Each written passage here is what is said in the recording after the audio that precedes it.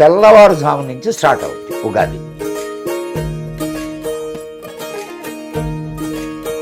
ఆ సమయంలో పాలు కూడా శివుడికి అభిషేకం చేస్తారు. మనది ఎప్పుడు కూడా చాలా అక్యురేట్గా గ్రహస్థితిని బట్టి స్టార్ట్ అవుతుంది. ఉగాది రోజు ఏం చేస్తాం మనం? దీపం వెలిగిస్తాం. ఆ రోజు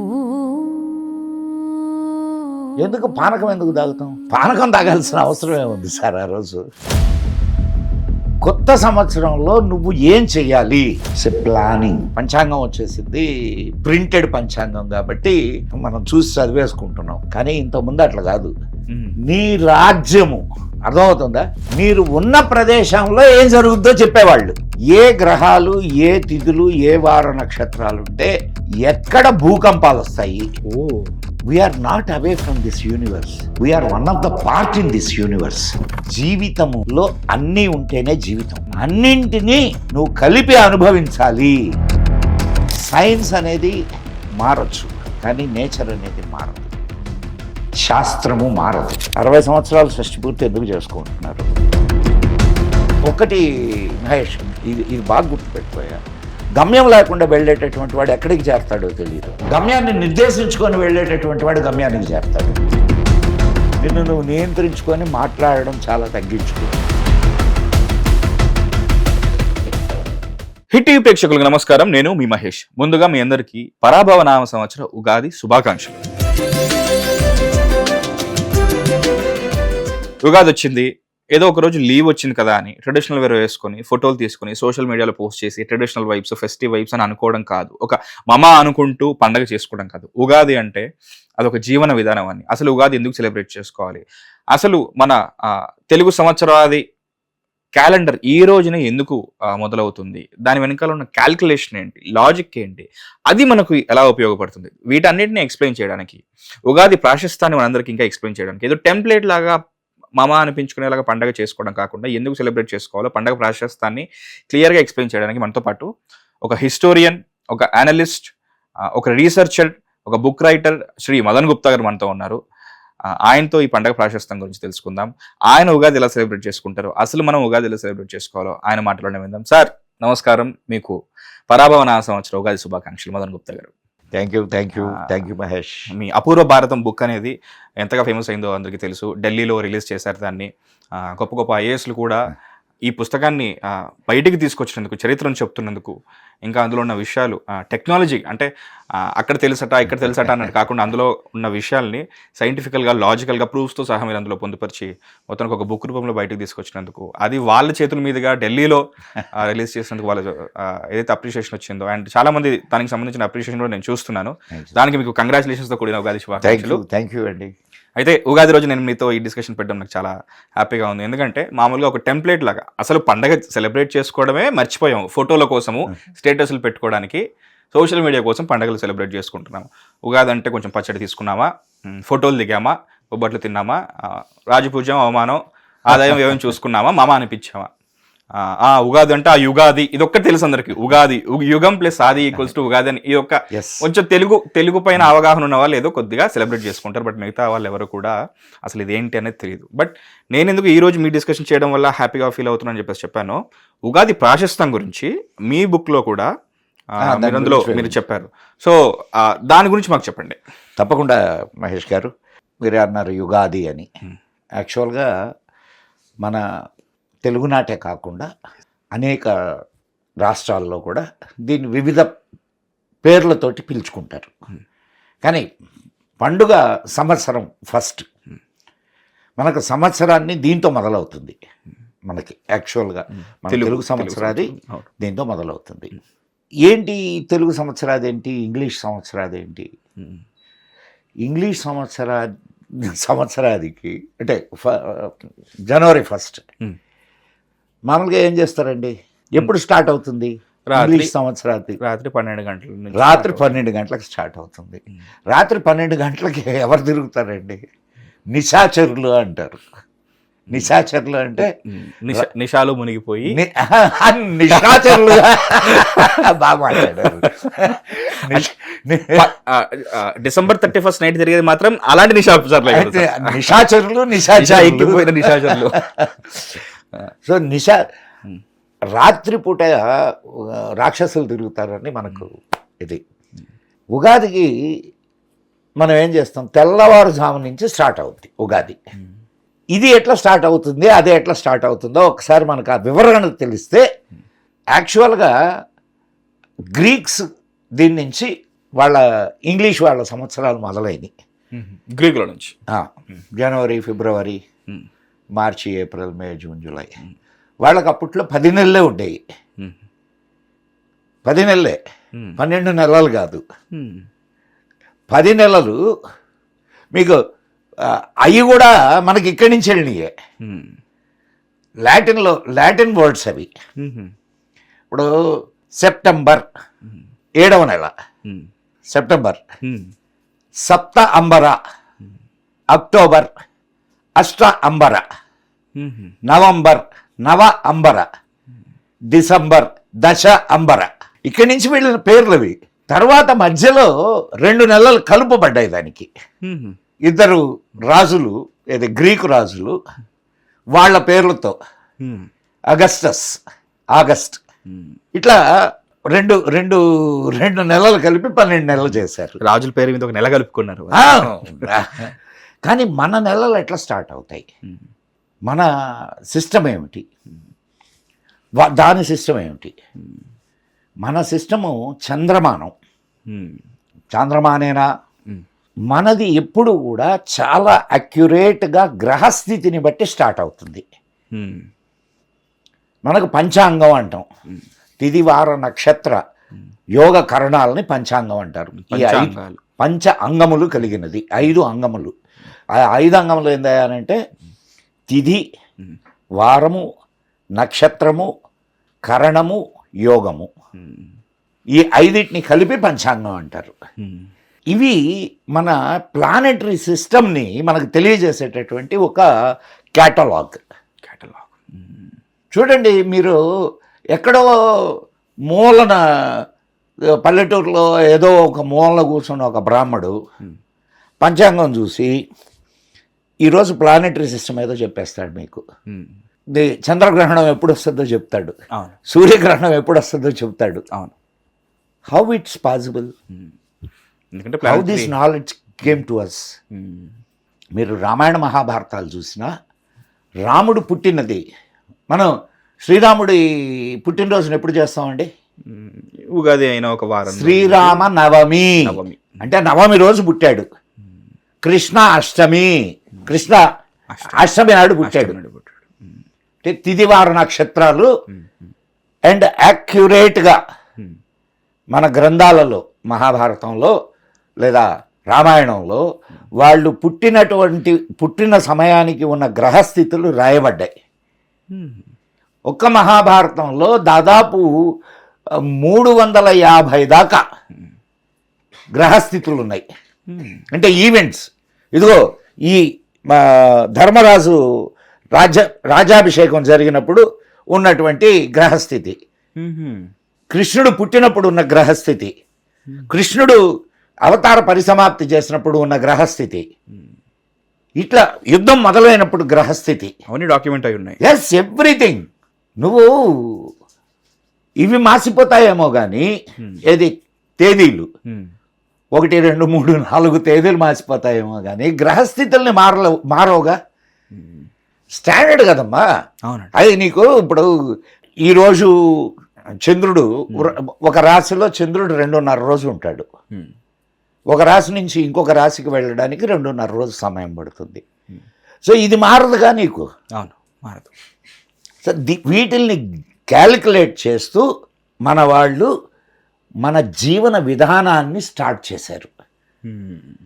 జీవన విధానాన్ని, లైఫ్ స్టైల్. ఉగాది రోజు ఏం చేస్తాం మనం? మీరే చెప్పారు.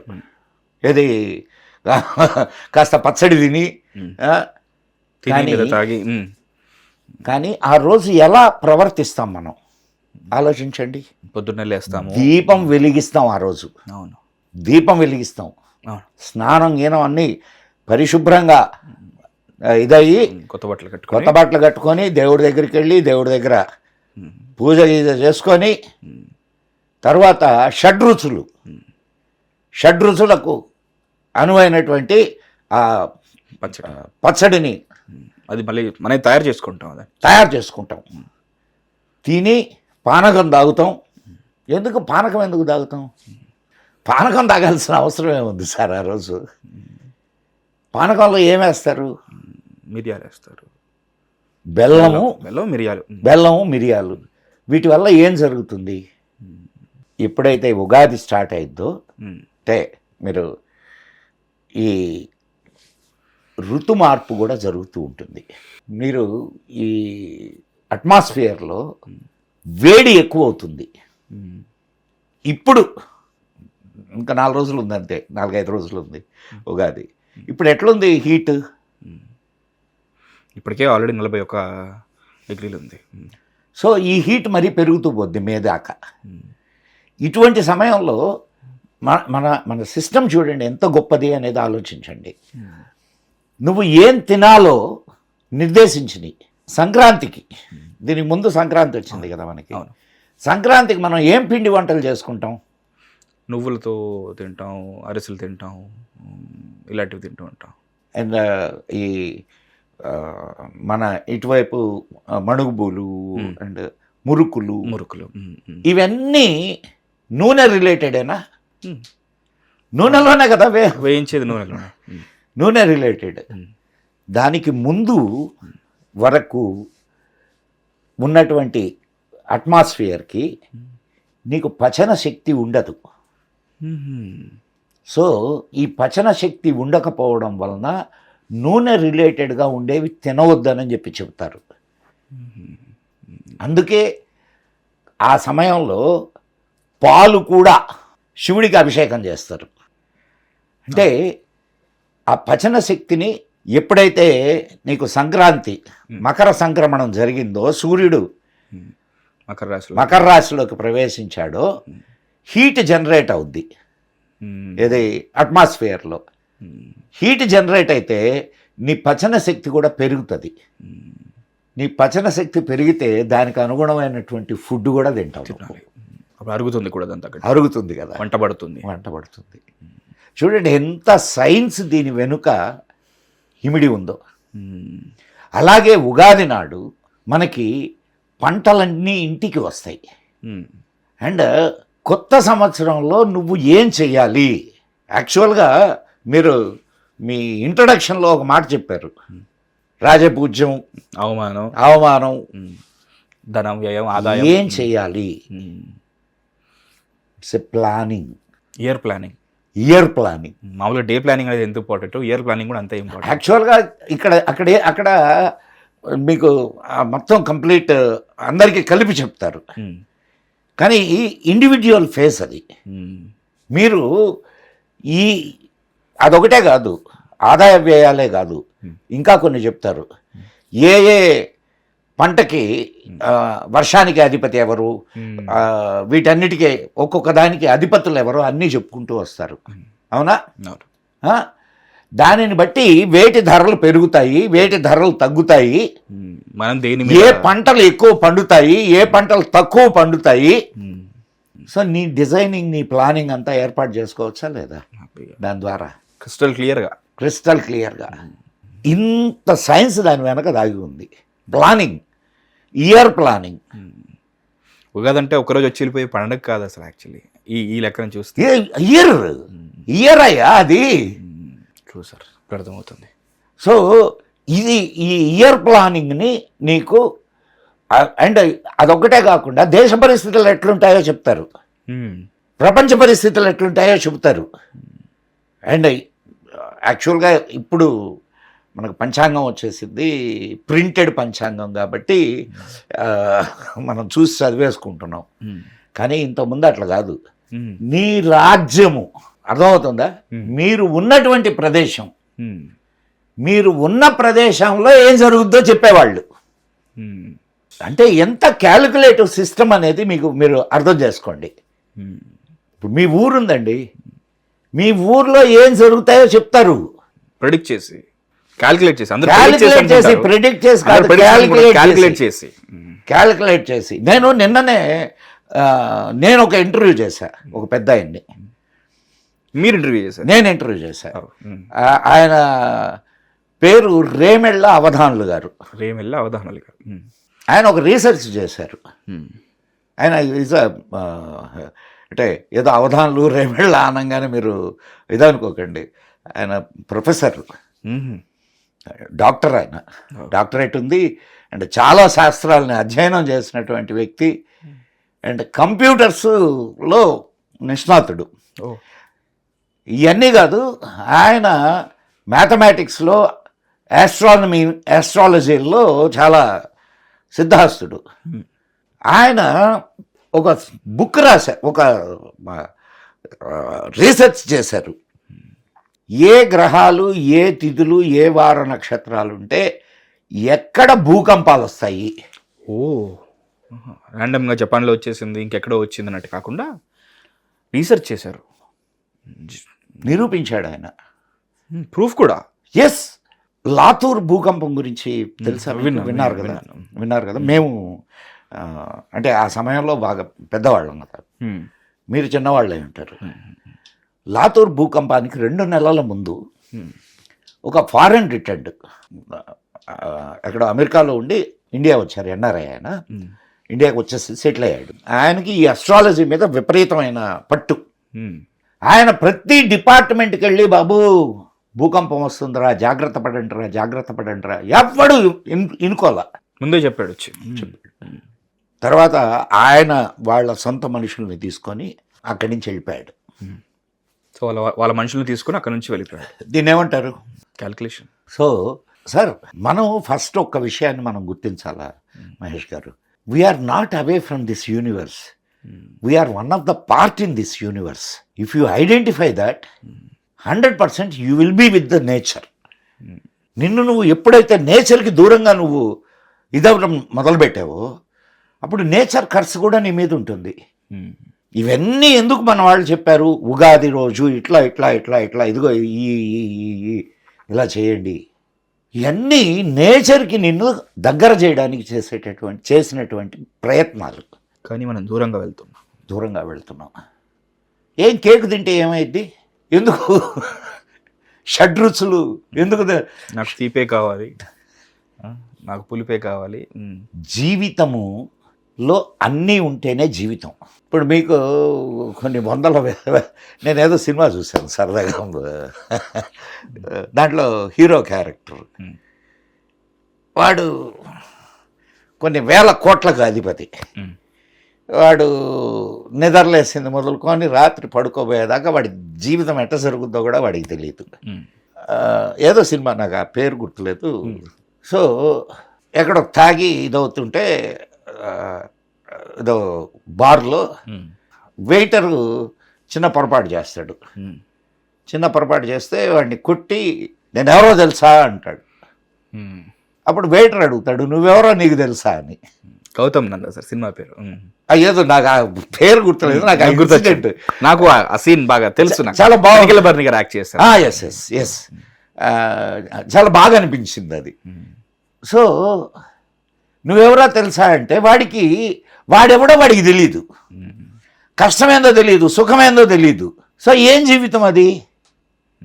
ఈ షడ్రుచులు ఏమిటయానంటే, అంటే నేను అక్కడి నుంచి ఇక్కడ ఎందుకు కలిపాను అంటే, బాగా కలిపారు కూడా, పచ్చడి చేశారు అంతే కదా. ఇప్పుడు కాదయ్యా, కష్టం తెలియకపోతే నీకు సుఖం విలువ తెలీదు. నువ్వు నేల మీద పడుకుంటే పరుపు ఎట్టుంటుందో, పరుపు మీద ఉండే సుఖం ఏందో తెలుస్తుంది. ఆకలికి ఇదైతే నువ్వు అన్నం ఆహారం తీసుకునే దానిలో ఆహారం తీసుకోవడంలో ఉండే సుఖం తెలుస్తుంది. ఎండలో తిరిగితే దప్పికి తెలుస్తుంది, రెండు తెలియాలి, అది ఖచ్చితంగా తెలియాలా. సో ఇది మనకు నేర్పించడం కోసం షడ్రుచులు. జీవితంలో కష్టాలు, సుఖాలు, నష్టాలు, లాభాలు, 6 ఎలిమెంట్స్, అన్నీ ఉంటాయి. ఎమోషన్స్. అన్నింటినీ నువ్వు కలిపి అనుభవించాలి అని చెప్పడానికి షడ్రుచులు. నీ శరీరంలో వేడి తగ్గించడానికి పానకం. మీరు ఈ శ్రీరామనవమికి వడపప్పు పంచుతారు.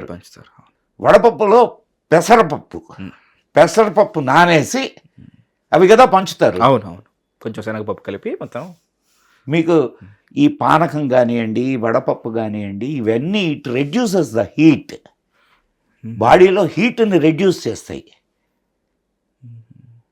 ఇంత అంటే మనం తినే దాంట్లో సైన్స్, మన ఆచారాలలో సైన్స్, మన రోజులో సైన్స్.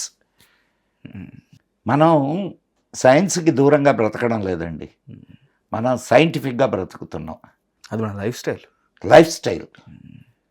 సైన్స్ అంటే ఏదో యాక్చువల్గా నిన్న ఎవరో చెప్తున్నారు, చాలా మంచి మాట, అది కూడా మనం అనుకుందాం. సైన్స్ అనేది మారచ్చు, కానీ నేచర్ అనేది మారదు.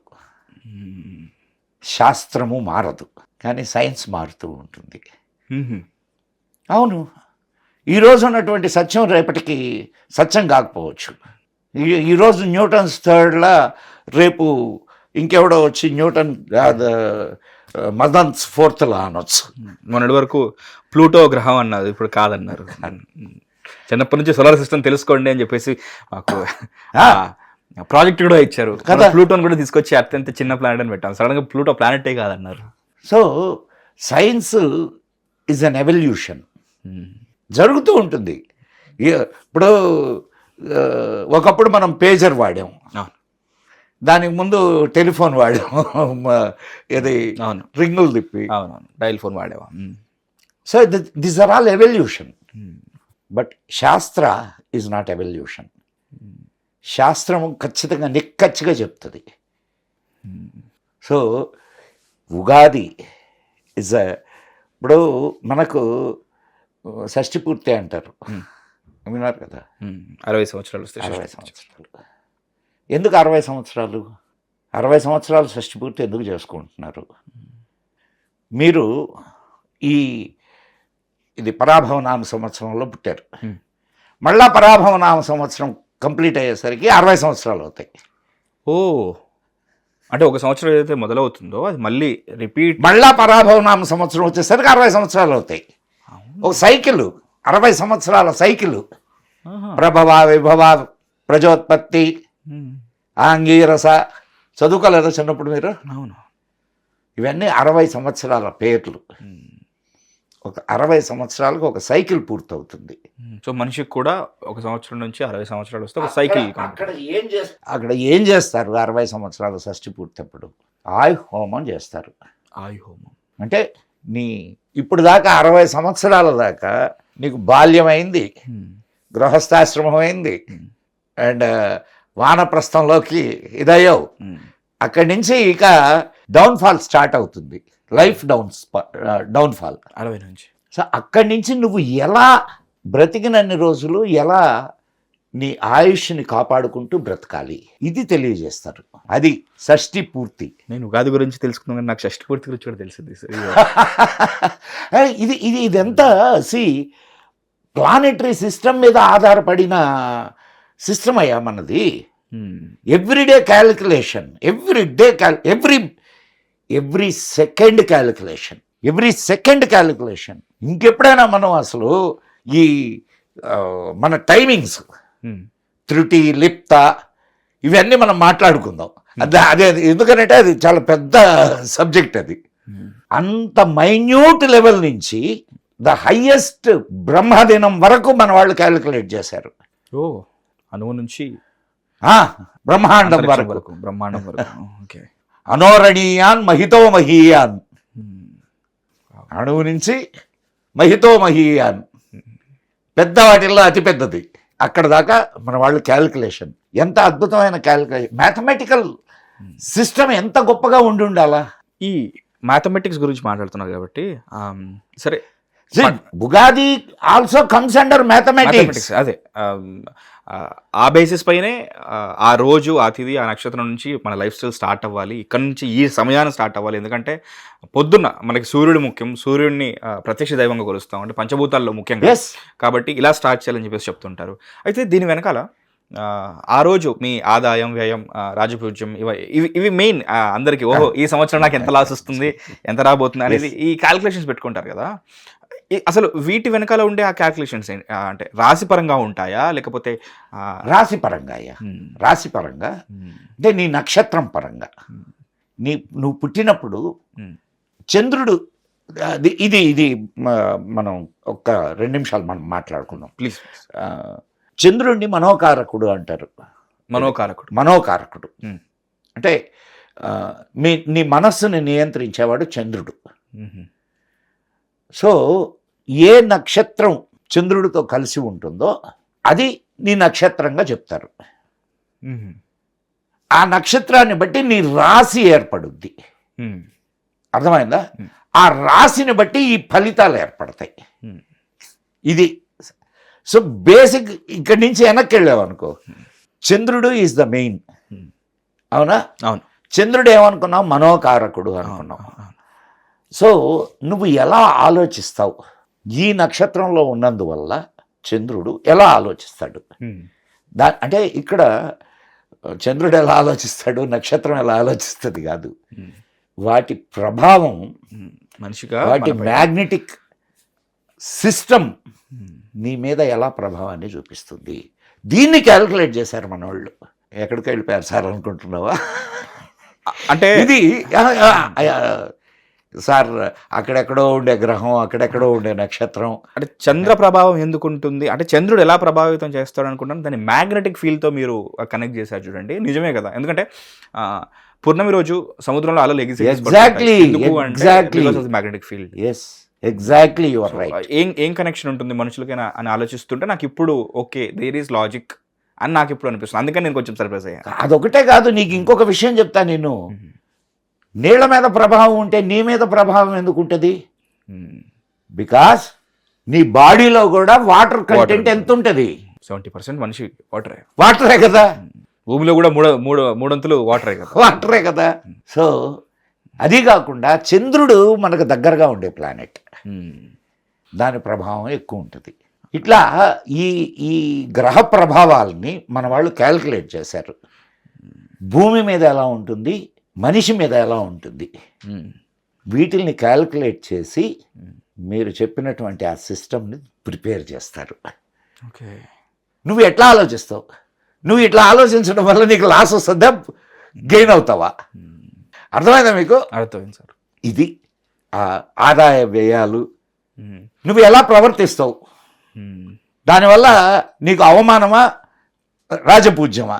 అంతే కదా. అవును. నువ్వు నీ ప్రవర్తన బట్టే కదా రాజపూజ్యం అవమానం ఉండేవి.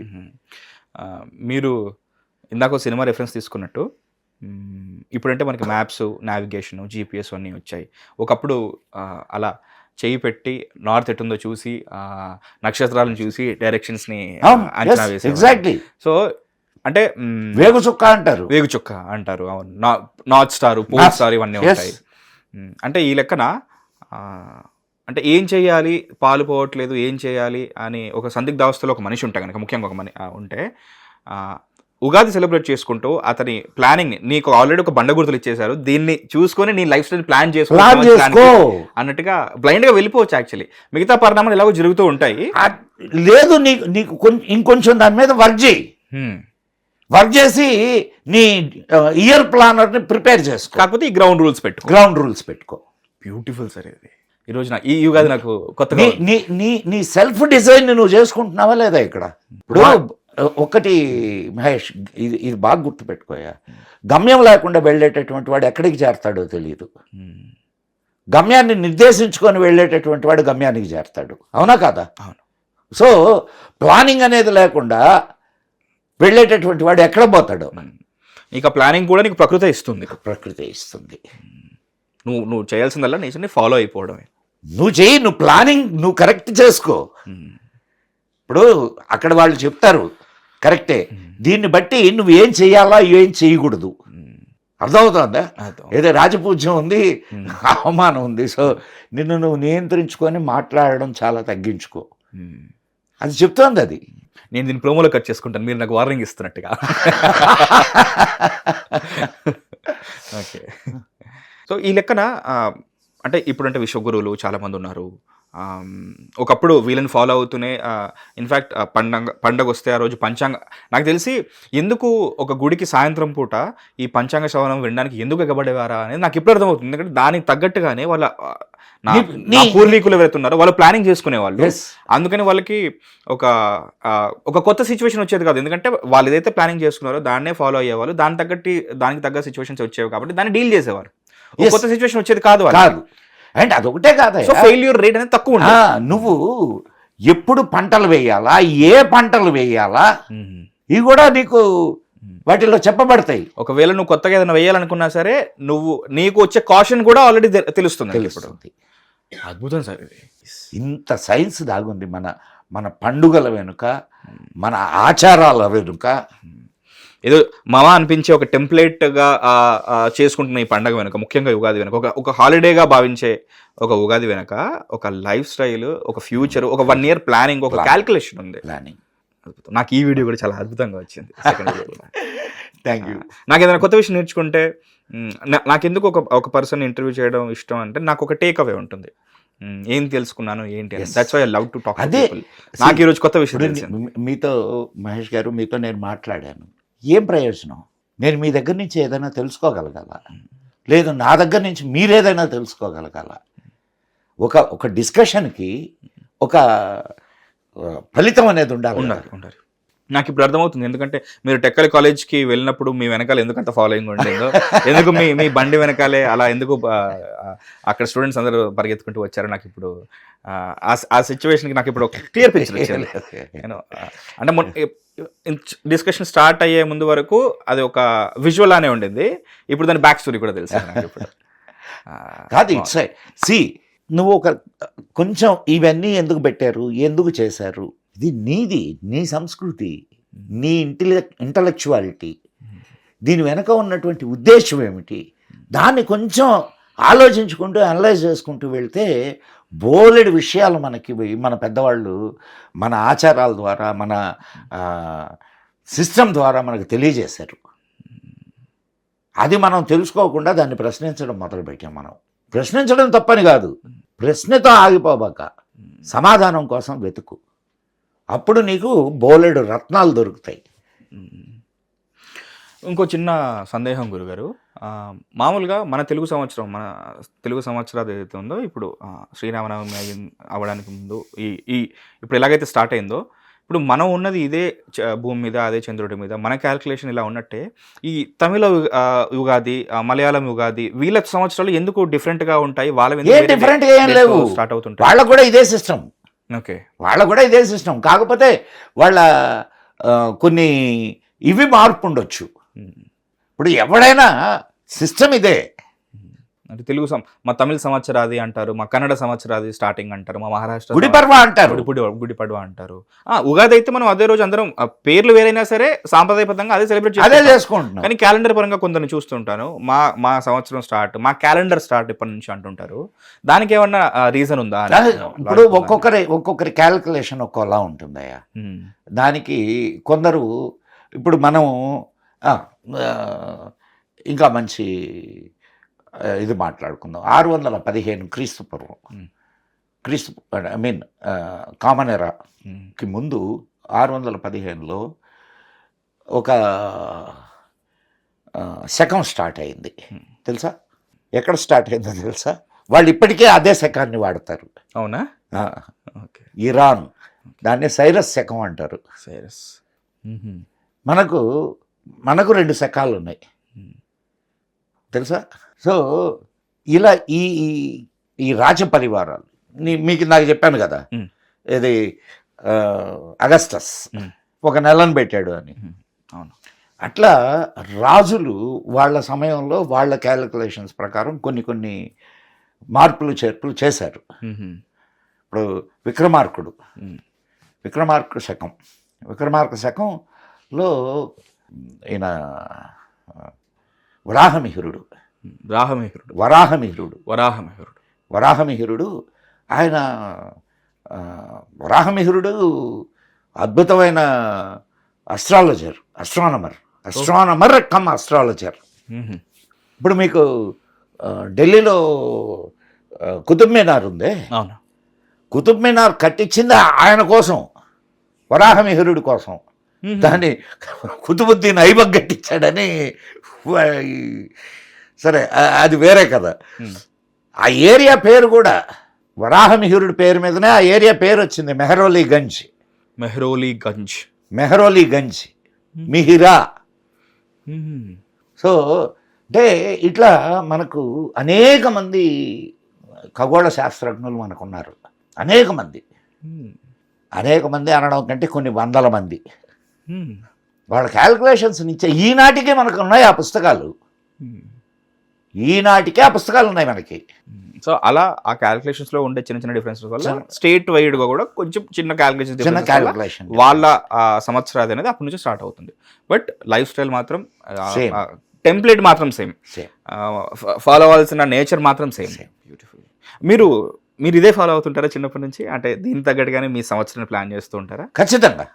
మీకు అంటే ఏదైతే క్యాలిక్యులేటెడ్గా మీకు ఒక ప్రెడిక్షన్ ఇచ్చారో మీరు ఇది అని చెప్పేసి మీకు అవే ఎదురైన సందర్భాలు ఉన్నాయా? అవుతాయి. ఈ సంవత్సరం ఎలా ఉంది మీకు? నేను ఇంకా చూసుకోలేదు. ఇప్పటికే వచ్చేసింది ఆల్రెడీ. వచ్చింది ఆఫ్ కోర్స్. ఏది ఎలా ఉన్నా రాజపూజ మాత్రం 12 ఉంటుంటుంది సార్ నాకు తెలిసి. ఇప్పుడు తెలియదు 14 ఉంటుండొచ్చు. కాదు సార్, ఒక విషయం అండి, వయసు పెరిగే కొద్ది మన మానసిక స్థితి కూడా మారుతూ ఉంటుంది. దాంతో ఇప్పుడున్న పరిస్థితి ఏంటంటే అది ఏదైనా కానీ, రాజపూజ్యం కానీ, ఒకటే, అవమానం, ఆదాయం కానీ, వ్యయం కానీ అన్నీ భగవంతుడిచ్చేవి అనేటటువంటి స్థితికి వచ్చినటువంటి వయస్సు. అయితే ప్రతి ఉగాదికి ఓకే 60+ వాళ్ళకి వేరే పంచాంగం అన్నట్టుగా పెట్టాలి. లేదు, మన ఫిలాసఫీ ఉంది కదా మనకి. ఇప్పుడు భగవద్గీతలో కృష్ణుడు చెప్తాడు, శీతోష్ణ శకుదిక్కేషు సమసంగ వివర్జిత తుల్య నిందా స్తుతిర్మౌని సంతుష్టో ఏన కేనచిత్ అనికేత స్థిరమతి భక్తిమాన్ మే ప్రియో నరహ అంటాడు ఆయన. అంటే అన్నిటినీ సమానంగా స్వీకరించేటటువంటి లక్షణాన్ని మనం అలవరుచుకోగలిగితే, ఏదో సినిమాలో మంచి పాట కూడా ఉంది, దోషణ భూషణ తిరస్కారములను ఆశీస్సులుగా భావించేవాడికి భలే ఛాన్సులే. ఓకే, పాత పాట కూడా అదే, భలే ఛాన్స్లే, లక్కీ ఛాన్స్లే, గొప్ప పాట. సో కాబట్టి మీ వయసులో మీ ప్లానింగ్ ఇదంతా కరెక్ట్గా ఉండాలి. మా వయసులో ఏదొచ్చినా తీసుకోవడానికి సిద్ధంగా ఉండాలి. గొప్పగా చెప్పారు. మేము రెడీగా ఉండాలి, మీరు సిద్ధంగా ఉండాలి. మీరు ఓకే, చాలా బాగుంది సార్. రైట్. చాలా అంటే థ్యాంక్స్కి మించిన పదం ఇంకేదైనా ఉంటే వెతుకుతున్నాను. ఎందుకంటే అంటే మహేష్, ఒక్కటి మహేష్, ఇది నేను నా వాళ్ళకి చెప్పుకుంటున్నాను మహేష్, కాబట్టి దీనికి థ్యాంక్స్ వద్దు, ఏమొద్దు, హాయిగా స్వీకరించండి చాలు. అంటే దీని వెనకాల సీరియస్నెస్ నాకు కొద్ది గొప్ప అర్థమైనా కానీ నేను కూడా ఆ పిఎల్ ప్రెషర్లోనో లేకపోతే ఇంకే కారణం చేతో నేను కూడా ఆ టెంప్లెట్ లాగానే కొద్ది గొప్ప సెలబ్రేట్ చేసుకుంటున్న రోజులు ఉన్నాయి. కానీ ఇక మీదట నేను దాన్ని క్యాలిక్యులేటెడ్గా దాన్ని జాగ్రత్తగా ప్లాన్ చేసుకుంటే నీ లైఫ్ స్కెచ్ మారిపోద్ది. ఏదో అవసరం లేదు. అంటే ఒక హిందూ సాంప్రదాయంలో ఒక ఉగాది చాలు మనం సరిగ్గా బతకడానికి అన్నట్టుగా ఉంది అనమాట. ఎస్, ఈ పండగ ప్రాశస్తాన్ని మాకు ఇంత వివరంగా మూలాల నుంచి దాని డెప్త్ వరకు, దాని పూర్వోత్తరాల నుంచి అండ్ ఫ్యూచర్ని ఇంక్లూడ్ చేస్తూ పక్క దేశంతో సహా దాన్ని కంపేర్ చేస్తూ ఎందుకు ఇలా ఉంది, ఎందుకు చేసుకోవాలి అనేది ఒక ఇంత క్లియర్ వివరణ మాకు ఇచ్చినందుకు మీకు మరొకసారి ఈ యుగాది శుభాకాంక్షలు sir. Thank you so much. ఓం నమః శివాయ. హిట్ టీవీ యాప్, ఇందులో short news, live news, entertainment shows, movies, digital magazines తో పాటు మీ జిల్లా వార్తలను కూడా ఫ్రీగా చూడొచ్చు.